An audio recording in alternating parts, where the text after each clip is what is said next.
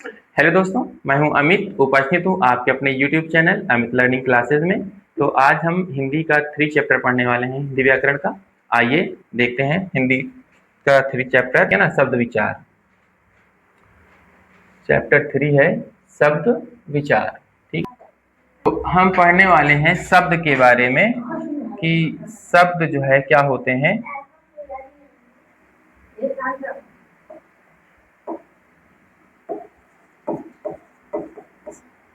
ठीक है, हम पढ़ने वाले हैं कि शब्द क्या होते हैं। तो एक या अधिक वर्णों से बनी स्वतंत्र और सार्थक ध्वनि को हम क्या कहते हैं? शब्द कहते हैं। या दूसरी तरह हम ये भी कह सकते हैं कि वर्णों के सार्थक मेल को हम क्या कहते हैं? शब्द कहते हैं। ठीक है, तो क्या है, वर्णों के सार्थक मेल को शब्द कहते हैं या शब्द बनते हैं। तो जैसे कमल, ठीक है ना, इसी तरह से और भी हम ले सकते हैं, जैसे कि अ, म और ल, अमल। ठीक है, और भी इसी तरह से हम शब्द ले सकते हैं, जैसे फा, फा में ऊ की मात्रा फू और ला मिलके क्या बन जाएगा? फूल। ठीक है, तो ये तमाम सभी क्या हैं? सार्थक शब्द हैं और इनसे क्या बन गया? शब्द बन गया। तो यदि हम कहें कि लक, तो इसका कोई सार्थक अर्थ नहीं है, अतः यह शब्द नहीं हो सकता। ठीक है जी, इसी तरह से जैसे हम कहते हैं ना लोटा, तो लोटा तो हमारा ये शब्द हो जाता है, लेकिन हम कहते हैं लोटा वोटा। ठीक है, तो ये वोटा का कोई मतलब नहीं हो जाता है। ठीक है ना, कोई मतलब नहीं होता है। इसलिए हम कह सकते हैं कि वर्णों के सार्थक मेल को हम क्या कहते हैं? शब्द कहते हैं।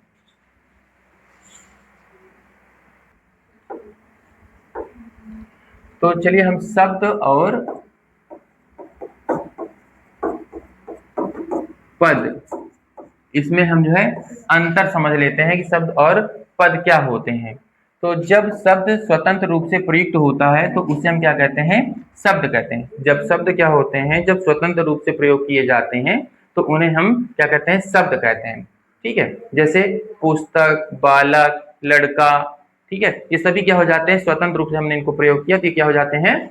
शब्द हो जाते हैं। वहीं अगर हम बात करते हैं पद की, तो पद क्या होता है कि जब शब्दों का हम क्या करते हैं? वाक्य में प्रयोग कर लेते हैं। ठीक है, शब्दों को जब हम किसमें प्रयोग कर लेते हैं? वाक्य में प्रयोग कर लेते हैं। ठीक है, शब्दों को किसमें? जब हम वाक्य के रूप में प्रयोग करते हैं और व्याकरण के नियमों में क्या होता है, जब शब्द बन जाते हैं तो उसे हम क्या कहते हैं? पद कहते हैं। ठीक है, पद किसे कहते हैं? बात समझ में आ गई कि जब शब्दों का हम क्या करते हैं? वाक्य में प्रयोग करते हैं और वह व्याकरण के नियमों में जब बंधा हुआ होता है तो उसे हम क्या कहते हैं? पद कहते हैं।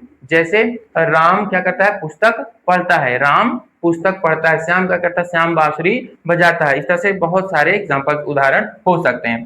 ठीक है, तो बात समझ में आ गई कि पद किसे कहते हैं? कि जब शब्द क्या होते हैं? वाक्य के रूप में प्रयोग किया जाए और वो व्याकरण के नियमों से बंध जाए तो उसे हम क्या कहेंगे? पद कहेंगे। लेकिन शब्द किसे क्या कहते हैं? कि शब्द वह होता है जो स्वतंत्र रूप से प्रयोग किया जाता है। कैसे प्रयोग किया जाता है? स्वतंत्र रूप से प्रयोग किया जाता है तो उसे हम क्या कहते हैं? शब्द कहते हैं। वर्गीकरण, ठीक है, शब्दों का वर्गीकरण। ठीक है, तो हिंदी व्याकरण में शब्दों को मुख्य रूप से किसमें? 4 आधारों पर क्या किया गया है? वर्गीकृत किया गया या बांटा गया है। हिंदी व्याकरण में क्या किया गया है? शब्दों को कितने भागों में बांटा गया है? तो 4 आधारों पर क्या किया गया है? वर्गीकृत किया गया है या बांटा गया है। तो पहला क्या हो जाता है? अर्थ के आधार पर हो जाता है, जिसमें हम पढ़ते हैं सार्थक और निरर्थक शब्द पढ़ते हैं। ठीक है, अर्थ के आधार पर जिसमें सार्थक और निरर्थक शब्द पढ़ते हैं। और दूसरा है उत्पत्ति के आधार पर, इसमें हम तत्सम और तद्भव, देशज और विदेशज शब्द हम पढ़ते हैं। ठीक है, तीसरा है रचना या फिर बनावट के आधार पर, इसमें रूढ़ शब्द होते हैं, यौगिक शब्द होते हैं और योग रूढ़ शब्द होते हैं। ठीक है, चौथा हो जाता है प्रयोग या विकार के आधार पर, तो इसमें विकारी और अविकारी शब्दों को हम अध्ययन करते हैं।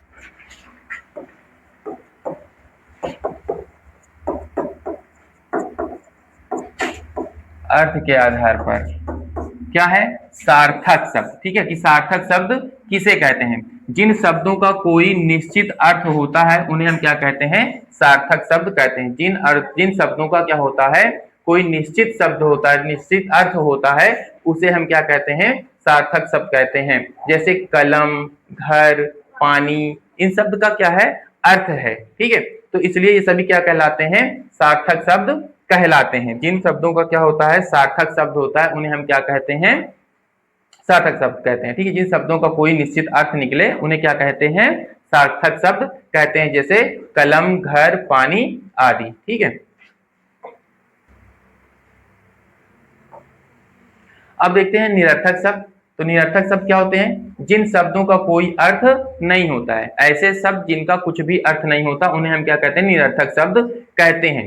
देखो जैसे चाय, यहाँ पे क्या हो जाएगा, ये सार्थक शब्द हो जाएगा। ये क्या है, ये सार्थक शब्द है। ठीक है, ये कैसा शब्द है, सार्थक। लेकिन यहाँ पे जो वाय लिखा हुआ है इसका कोई मतलब नहीं है, ये मतलब निरर्थक शब्द है। ठीक है, इसी तरह रोटी सार्थक शब्द है, लेकिन ओटी क्या है, हम बोलते हैं अक्सर बोलचाल की भाषा में कहते हैं ना, रोटी वोटी खा लो भाई, है चाय वाय पी लो। तो वाय या ओटी का कोई मतलब नहीं होता है। ठीक है, तो ये इसलिए क्या हो जाते हैं, वाय है या फिर ओटी शब्द है, ये क्या है, निरर्थक शब्द हो जाते हैं।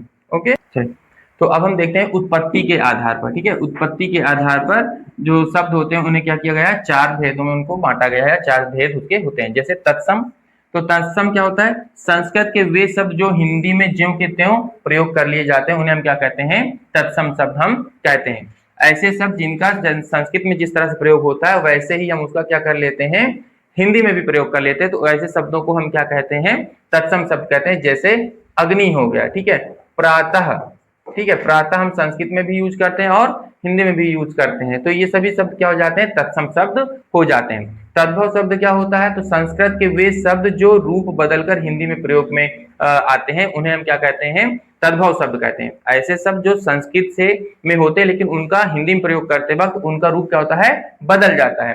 तो जैसे अग्नि संस्कृत में यूज करते हैं लेकिन वहीं हिंदी में इसका रूप बदलकर आग हो जाता है। तो ये सब क्या हो जाता है, आपका तद्भव हो जाता है। इसी तरह जैसे आप देखो वायु शब्द जो होता है ये संस्कृत में यूज किया जाता है, ठीक है, लेकिन इसी को जो है हम जब रूप बदल के आ जाता है तो क्या हो जाता है, हवा हो जाता है। तो यहाँ पे ये वायु शब्द क्या हो जाता है, तत्सम हो जाता है, और हवा क्या हो जाता है, तद्भव हो जाता है।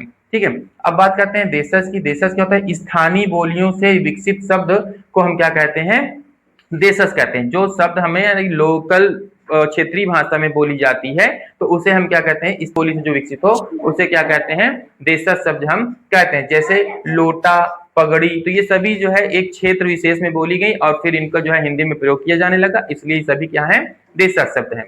विदेशज शब्द क्या होते हैं, ऐसे शब्द जो विदेशी भाषाओं से हिंदी में शामिल किए गए हैं। वे विदेशी भाषाओं से आए शब्दों को हम क्या कहते हैं, विदेशज शब्द कहते हैं। जैसे स्कूल, डॉक्टर, ये सभी शब्द क्या है, बाहर से आए हुए हैं, विदेश से आए हुए हैं, इसलिए इनको हम क्या कहते हैं, विदेशी शब्द हम कहते हैं, विदेशज शब्द कहते हैं। अब देखिए देशज शब्द क्या है, तो जिनका जन्म देश की बोलियों में हुआ होता है उनको हम क्या कहते हैं, देशज शब्द कहते हैं। जो मतलब किसी देश की भाषा होती है, ठीक है, और उन्हीं शब्द उसी देश की भाषा से जिन शब्दों का विकास होता है उनको हम क्या कहते हैं, देशज शब्द कहते हैं। जैसे थैला, जूता, खटिया, ये सभी क्या हो जाते हैं, देशज शब्द हो जाते हैं। ठीक है, अब विदेशज शब्द जो है देख लेते हैं कि विदेशज शब्द क्या है, जो विदेशी भाषाओं से जो है आते हैं उन्हें हम क्या कहते हैं, विदेशज शब्द कहते हैं। विदेशी भाषाओं से आए हुए शब्दों को क्या कहते हैं, विदेशज शब्द कहते हैं। जैसे अरबी, फारसी, अंग्रेजी से आए हुए शब्द क्या है, विदेशज शब्द कहलाते हैं। तो इसमें जैसे कॉलेज, स्टेशन, मेज, ये सभी क्या है, विदेशज शब्द हो जाते हैं। रचना के आधार पर क्या है, रूढ़ शब्द जिनके टुकड़े नहीं किए जा सकते उन्हें क्या कहते हैं, रूढ़ शब्द कहा जाता है। ठीक है, ऐसे शब्द जिनके टुकड़े नहीं किए जा सकते उन्हें हम क्या कहते हैं, रूढ़ शब्द कहते हैं। जैसे घर, घर को हम बहुत टुकड़ा करेंगे तो क्या लिखेंगे, जिसका घा लिखेंगे और ये आ लिखेंगे, ठीक है, और र लिखेंगे, फिर आ लिखेंगे, तो ये तो हमारा क्या वर्णों का जो है विच्छेदन हो जाता है। ठीक है, लेकिन अगर हम घर को और छोटा लिखें या इसका अर्थ तोड़ें तो कुछ भी, घर को अगर हम घा और रा लिखते हैं तो इसका कोई मतलब अलग अलग नहीं आता है ना। तो इसलिए इसको हम टुकड़े कर ही नहीं सकते हैं। ठीक है, हम घर का टुकड़ा कर ही नहीं सकते और छोटा शब्द नहीं बना सकते, इसलिए सभी क्या है, ये रूढ़ शब्द हो जाते हैं। यौगिक शब्द क्या होते हैं, दो शब्दों के मेल से बने हुए शब्दों को हम क्या कहते हैं, यौगिक शब्द कहते हैं। जैसे पाठशाला, इसमें पाठ अलग है और शाला अलग है और इन दोनों शब्दों का अलग अलग क्या है, अर्थ होता है। ठीक है, और ये दोनों शब्द मिलकर फिर क्या बनते हैं, पाठशाला बनता है, नया शब्द बन जाता है पाठशाला, इसलिए सभी ये क्या हो जाता है, यौगिक शब्द कहलाते हैं। योग रूढ़ शब्द क्या होते हैं, जो विशेष अर्थ प्रकट करते हैं। ऐसे शब्द जो क्या करते हैं, विशेष अर्थ रखने वाले होते हैं उन्हें हम क्या कहते हैं, योग रूढ़ शब्द कहते हैं। जैसे पंकज, पंकज क्या होता है, कीचड़ में पैदा होने वाला, मतलब कमल, तो ये क्या है, एक विशेष अर्थ रखने वाला हो गया पंकज। इसी तरह से जैसे हो गया जलज, है ना। तो ये सभी क्या हो जाते हैं, योग रूढ़ शब्द हो जाते। शब्दों का एक निश्चित अर्थ होता है और जिसके खंड करने पर उनका कोई अर्थ नहीं निकलता, उन्हें हम क्या कहते हैं, रूढ़ शब्द कहते हैं। जैसे कल, ठीक है, का और ला, इसका कोई अलग अर्थ जो है विशेष अर्थ नहीं आएगा, ठीक है, लेकिन कल का यहाँ पे क्या है, अर्थ होता है, ठीक है। इसी तरह से फल का अर्थ होता है, इसको टुकड़े करने में फा और ला बनेगा, इसका कोई अर्थ नहीं आएगा। तो टुकड़े करने पर का, ला, फा का स्वतंत्र अर्थ नहीं होता है। तो ठीक है, तो बात समझ में आ रही ना कि कल जो है ये क्या है, इसका जो है अर्थ है, तो इसलिए रूढ़ शब्द, लेकिन इसको टुकड़े कर देंगे तो इसका कोई अर्थ नहीं आएगा, ठीक है। जो शब्द दो या दो से अधिक शब्दों के योग से बनते हैं और प्रत्येक का खंड करने पर उनका कुछ क्या हो, अर्थ निकले, ठीक है, तो उन्हें हम क्या कहते हैं, यौगिक शब्द कहते हैं। जैसे पाठशाला, पाठ और शाला, विद्यालय, विद्याधन, आलय, इन शब्द का क्या होता है, अर्थ निकलता है। तो जो यौगिक होते हुए भी किसी विशेष अर्थ के लिए प्रसिद्ध हो गए होते हैं, ठीक है, ऐसे शब्द जो यौगिक होते हैं, ठीक है, ऐसे शब्द जो क्या होते हैं, यौगिक होते हैं, फिर भी उनका क्या होता है, विशेष अर्थ के लिए क्या हो जाते हैं, वो प्रसिद्ध हो जाते हैं। तो उनका मतलब क्या होता है, वो क्या कहलाते हैं, यौगिक जो है रूढ़ शब्द कहलाते हैं। जैसे दशानन, ठीक है ना, दशानन, ठीक है, ये क्या है, नन अलग हो जाता है, दस अलग हो जाता है, तो ये ऐसे मतलब आप 10 इसको अलग लिख लोगे और आनंद इसको आप अलग लिख लोगे, और इन दोनों का अपना अपना क्या होता है, अर्थ होता है, ठीक है। लेकिन इनका विशेष अर्थ क्या बनता है, 10 है आनंद, जिसके अर्थात रावण, ठीक है ना, तो इसलिए क्या है, यौगिक रूढ़ शब्द ये है हो जाता है, ठीक है। तो यह शब्द रावण के लिए क्या है, रूढ़ हो गया, तो अर्थात ये विशेष अर्थ रखने वाला हो जाता है, इसलिए यौगिक होते हुए क्या है, यौगिक रूढ़ शब्द ये कहलाता है, ठीक है। तो वे शब्द जिनका रूप क्या होता है, लिंग, वचन और कारक के कारण क्या होता है, बदल जाता है, तो उन्हें हम क्या कहते हैं, विकारी शब्द कहते हैं। क्या कहते हैं उन्हें हम, विकारी शब्द कहते हैं, विकारी शब्द, ठीक है। विकारी शब्द क्या होते हैं, जिनका जो है रूप, लिंग, वचन और कारक के कारण क्या हो जाए, बदल जाए, तो उन्हें हम क्या कहते हैं, विकारी शब्द कहते हैं। जैसे संज्ञा में देखो, जैसे लड़का लड़के हो जाता है, सर्वनाम में मैं हम हो जाता है, विशेषण अच्छा अच्छे, और क्रिया में पढ़ता पढ़ती, इस तरह से क्या होता है, इनका रूप बदल जाता है, तो इसलिए सभी क्या हो जाते हैं, विकारी शब्द हो जाते हैं, ठीक है। ऐसे शब्द जिन शब्दों पर जो है रूप का कोई परिवर्तन नहीं होता, ठीक है, रूप मतलब कोई परिवर्तन नहीं, मतलब जिन पर मतलब लिंग, वचन, कारक या फिर काल, इन सभी का कोई प्रभाव नहीं पड़ता है, उन्हें उन्हें हम क्या कहते हैं, अविकारी शब्द कहते हैं। क्या कहते हैं उन्हें हम, अविकारी शब्द कहते हैं, ठीक है। जिन शब्दों पर किसी का लिंग, वचन, कारक, काल आदि का प्रभाव नहीं पड़ता है, उन्हें हम क्या कहते हैं, अविकारी शब्द कहते हैं। जैसे क्रिया विशेषण में देखो क्या है, धीरे धीरे, इनका किसी भी उसमें हम प्रयोग करेंगे काल वचन में, इसका कोई प्रभाव नहीं पड़ेगा। इसी तरह संबंध बोधक में जैसे के साथ है, समुच्चय बोधक में और, परंतु, विस्मयादि बोधक में वाह, अरे, इन शब्दों पर कोई प्रभाव नहीं पड़ता क्रिया काल आदि का, ठीक है, इसलिए क्या होते हैं, अविकारी शब्द होते हैं। तो आई होप कि ये वीडियो आपको पसंद आई होगी। धन्यवाद।